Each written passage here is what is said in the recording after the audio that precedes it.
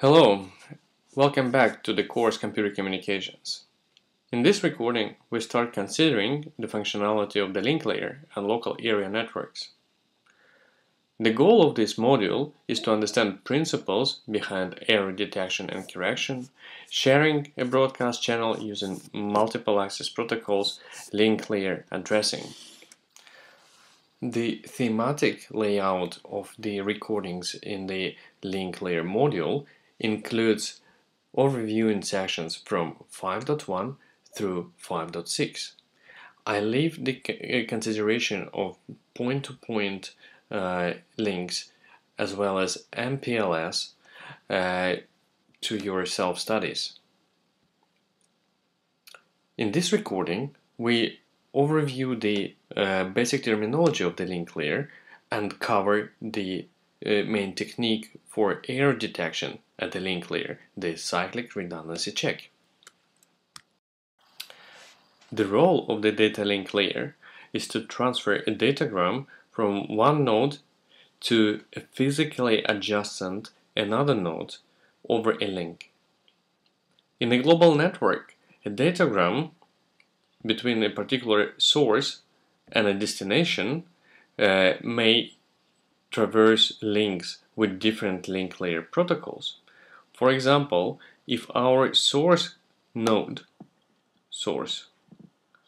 over here, would transfer datagrams to a wireless computer over here in this network, then on its way it may traverse another link first, then inside the core network it may be carried by frame relay protocol, and finally at the last hop it may be carried by a Wi-Fi link layer protocol.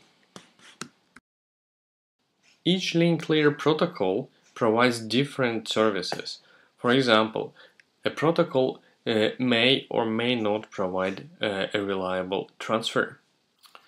The link layer functionality is implemented by a network adapter, or in other words, a network interface card, which exists in each and every computer. The link layer services are therefore implemented by a combination of functions of hardware, software, and firmware. Link layer services includes framing and link access, reliable delivery between adjacent nodes, flow control, error detection, error correction, half duplex or full duplex transmission. The link layer packet is called a frame. So what the link layer protocol does, it encapsulates a datagram that it receives from a layer above, from the network layer, and it adds link layer specific control information in the header of the packet, in the link layer header, and possibly a link layer trailer that comes at the end of the structure.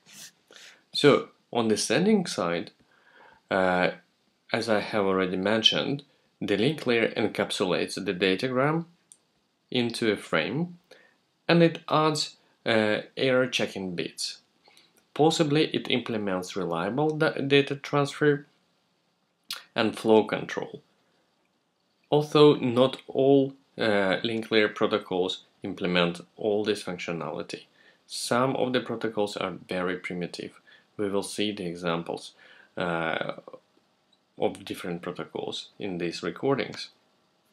So on the receiving side, the adapter receives the frame and performs the error checks, whether suitable reliability control and flow control, and then it removes the link layer headers and passes the resulting datagram up to the network layer. One of the probably most important services of the data link layer is error detection. So it is important in many cases not to correct the errors in the received sequence of bits, but at least to detect, which would trigger appropriate actions from the protocol to recover from the error. Remember that when considering the functionality of the network layer as well as the details of the user datagram protocol, we were already introduced to one of the mechanisms for detecting errors, the internet checksum. However, the internet checksum, although it helps detecting the errors, it is not a very powerful detection mechanism. It is simple, but it is not powerful. The simplicity of the internet checksum allowed its implementation in the software. That is why we have checksum as the error detection mechanism on the network and transport layers. On the link layer, we need a better protection. We need a better mechanism which would determine errors in the received bit sequence.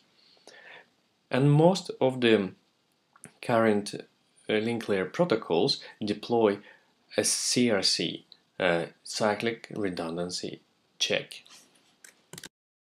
The functionality of the CRC, or the idea behind it, is not as difficult as it may seem from the beginning.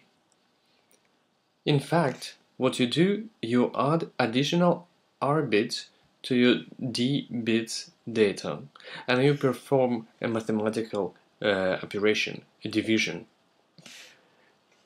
I will tell you on the next slide what you divide on what, but if the result of the operation is 0, then it means that the received frame didn't contain errors.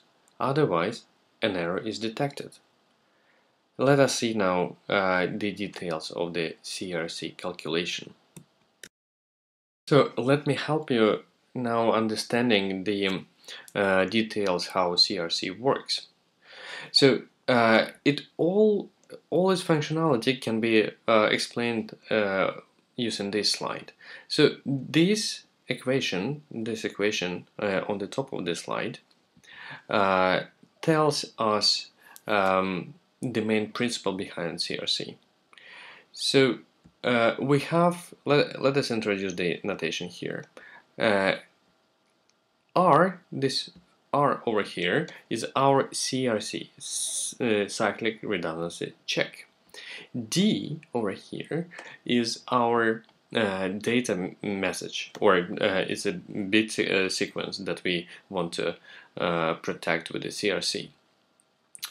R, small r here, is the size of the cyclic redundancy check in bits.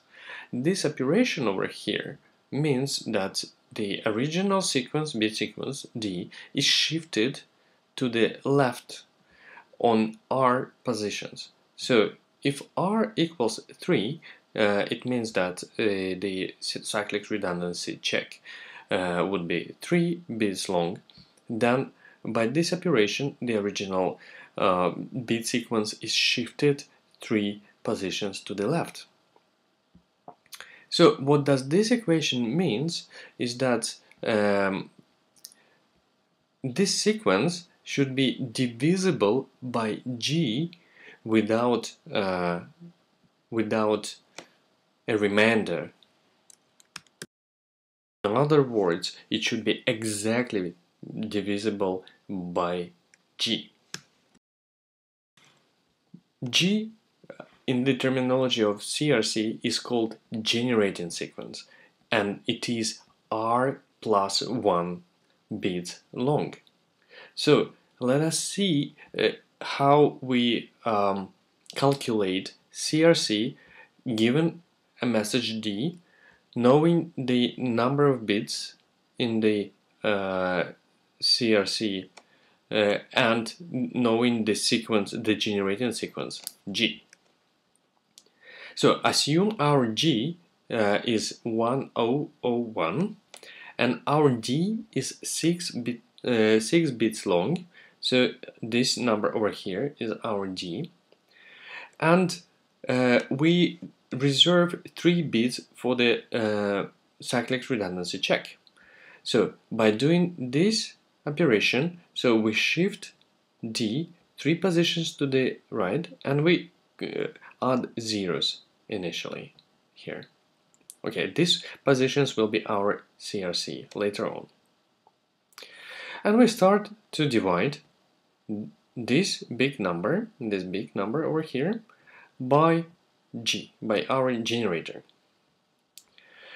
So you may check all the steps over here, so they're correct, or you may simply trust me.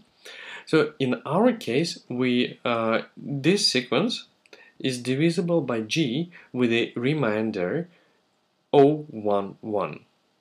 These 3 bits would be our CRC sequence, and it would be added over here instead of zeros.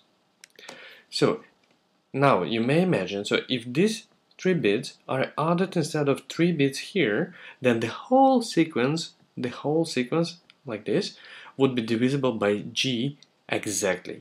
It means without remainder. And just to recapitulate, so we send the entire sequence data plus computed big R bits to the destination, and what the destination does, it takes the whole sequence and divides it by G, which is known in advance, and it should receive 0 at the end. If it receives a different value as a result of the computation, then it indicates errors during transmission. As simple as that. It remains to say that cyclic redundancy check allows detecting of bit patterns with length shorter than R plus 1. It means that CRC may detect bit errors in 1, 2, up to R bits in a row. Finally, the generator bit pattern G is specified by standards. So this number is known to all, is specific to link-layer technologies and known by all vendors of equipment. Alright, that's all for now. In the next recording, we start considering multiple access protocols. Bye for now.